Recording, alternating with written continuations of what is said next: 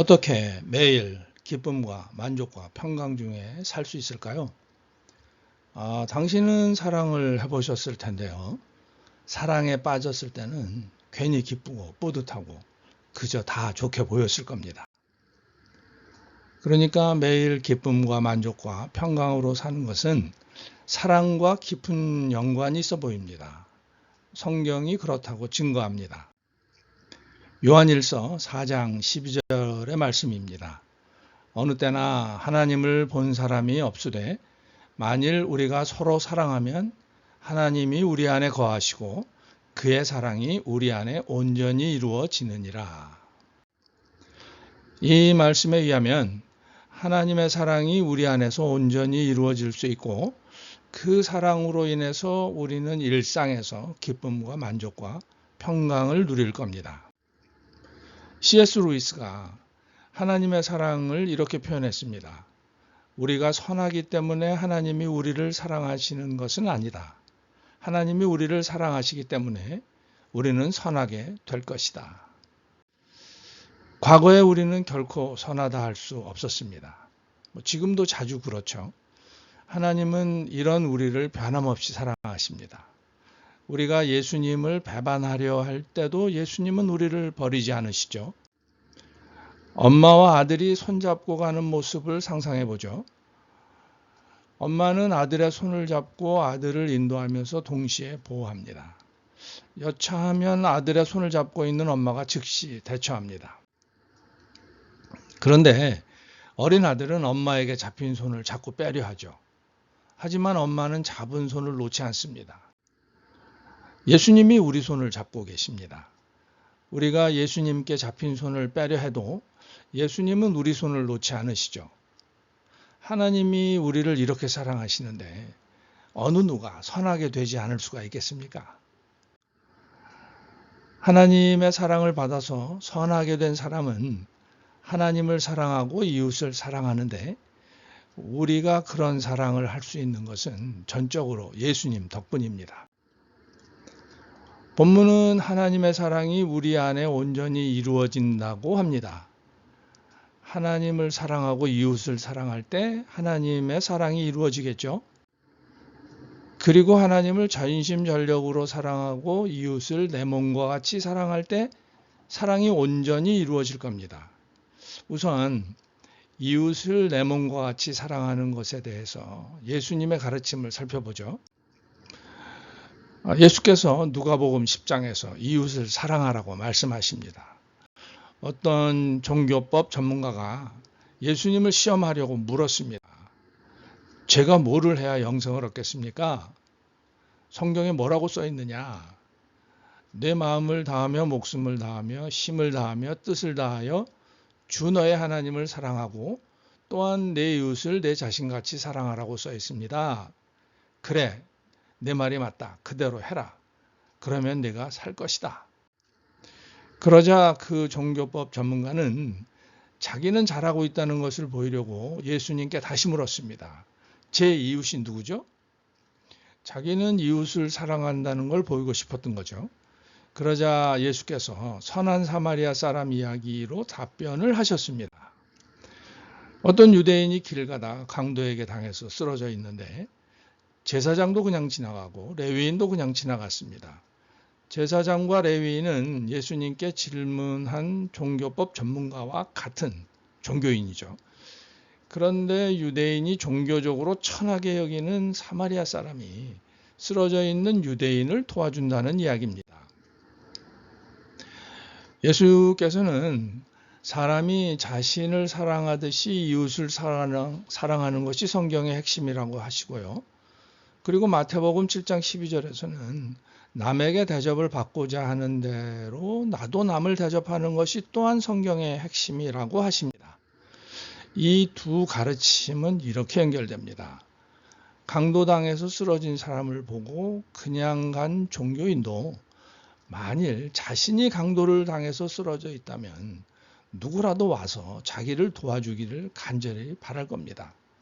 그러니까 예수님은 선한 사마리아 사람 이야기를 통해서 우리에게 이렇게 말씀하시는 겁니다. 내가 만일 고난을 당하면 누구라도 와서 너를 도와주기를 간절히 바랄 것이다. 그러니 너도 고난당한 사람을 보면 그 사람이 누구든 간에 도와주는 것이 내 이웃을 내 자신같이 사랑하는 것이다. 그런데 예수님께서 이웃인 우리를 사랑하셨습니다. 우리를 사랑하시려고 사람이 되셨죠. 대개 사람들은 병든 사람이나 가난한 사람에게는 관심을 두지 않습니다. 그런데 예수님은 그런 사람들도 사랑을 하셨습니다. 예수님은 사람들이 기피하는 죄인들도 사랑하셨습니다. 예수님은 심지어는 자기에게 대들고 자기를 원수처럼 대하는 사람들을 위해서도 희생하셨습니다. 예수님은 스스로 거룩하지 않은 종교인들을 위선자라고 통렬하게 몰아붙이셨죠. 하지만 그들을 사랑하셔서 끝까지 그들을 영원한 사랑으로 초청하셨습니다. 우리가 사랑해야 할 이웃은 우리가 아는 사람일 수도 있고 생판 모르는 사람일 수도 있고 심지어는 싫어하는 사람일 수도 있습니다. 그 사람을 그리스도의 이름으로 도와주면 그것이 이웃을 사랑하는 것이고 그게 하나님을 사랑한다는 증거이고 그게 우리 안에 하나님이 계시다는 증거인 겁니다. 본문은 어느 때나 하나님을 본 사람이 없다고 합니다. 사람이 자기 눈으로 하나님을 볼 수 없다는 건 분명하죠. 만일 누가 눈으로 하나님을 본다고 주장을 한다면 하나님이 아닌 다른 뭔가를 본 겁니다. 계속해서 하나님을 눈으로 본다고 주장을 한다면 그 사람은 거짓말을 하는 겁니다. 아니면 이단일 겁니다. 우리가 눈으로 하나님을 볼 수는 없기 때문이죠. 그런데 하나님을 본에서 본으로 번역된 원어 단어의 뜻은 눈으로 본다가 아니라 묵상으로 본다입니다. 그러니까 아무리 하나님을 묵상해도 그것만으로는 하나님을 볼 수 없다는 거죠. 그렇다면 우리는 어떻게 함께 하시는 하나님을 확신할 수 있을까요? 본문 말씀은 우리가 서로 사랑할 때 하나님의 임재를 확신할 수 있다고 합니다. 그러니까 본문의 의미는 다음과 같습니다. 우리가 서로 사랑함으로써 보이지 않는 하나님이 존재하신다는 증거를 갖게 됩니다. 묵상으로 하나님의 임재를 확증할 수 있는 사람은 아직 없습니다. 우리가 서로 사랑하면 그분이 우리와 함께 계시고 우리 안에 거하신다는 것이 확실해집니다. 우리는 마땅히 하나님을 전심전력으로 사랑해야 합니다. 그런데 우리는 이기적이라서 하나님께 자신을 다 드리는 것은 내키지가 않습니다. 그래서 하나님과 대면하기를 피하죠. 도망가는 겁니다. 하나님은 도망가는 우리를 쫓아오십니다. 하나님께서 우리를 지으시고는 너무 좋으셨습니다. 우리가 아름답고 사랑스러우신 거죠. 그런데 우리가 하나님에게서 도망을 가는 겁니다. 하나님이 그런 우리를 쫓아오십니다. 급기야는 사람이 되셔서 우리를 쫓아오십니다. 하나님은 그렇게 우리를 좋아하시고 사랑하십니다. 우리를 쫓아오시는 하나님은 세상 어떤 신도 하지 않는 사랑을 하시죠. 자신을 희생해서 우리를 사랑하시고 우리를 차별 없이 사랑하십니다. 하나님은 물론 우리를 이용하지도 버리지도 않으십니다. 그 하나님은 우리가 도망가는 걸 멈추고 하나님께로 돌아서서 우리의 모든 것을 다 드려서 하나님을 사랑하기를 원하십니다. 당신을 끝까지 변함없이 사랑하시는 하나님께 당신의 모든 것을 다 드리는 사랑, 그런 사랑을 상상해 보십시오. 그야말로 기쁨이고 만족이고 최고의 행복일 겁니다. 그런데 우리를 사랑하시는 하나님이 이기적인 우리에게 화도 내신다는 걸 부디 잊지 마시기 바랍니다. 그분은 사랑하는 우리를 해치는 것이라면 그게 뭐든지 대적을 하시죠.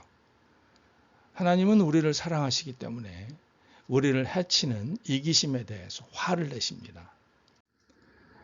우리를 사랑하셔서 십자가에서 죽으시고 부활하신 예수님이 우리와 함께 하십니다. 그래서 우리는 하나님을 사랑하고 이웃을 사랑할 수 있습니다. 예수님이 성령으로 우리와 함께 하시죠. 그래서 우리는 하나님을 전심으로 사랑할 수 있고 이웃을 이용하지 않고 사랑할 수 있고 조건을 따지지 않고 사랑할 수 있고 사랑하는 사람을 버리지 않을 수 있습니다. 마지막으로 본문의 우리는 교회입니다. 그리스도의 몸인 교회는 세상에서 외롭고 고통받고 두려움 속에 사는 이들을 사랑합니다.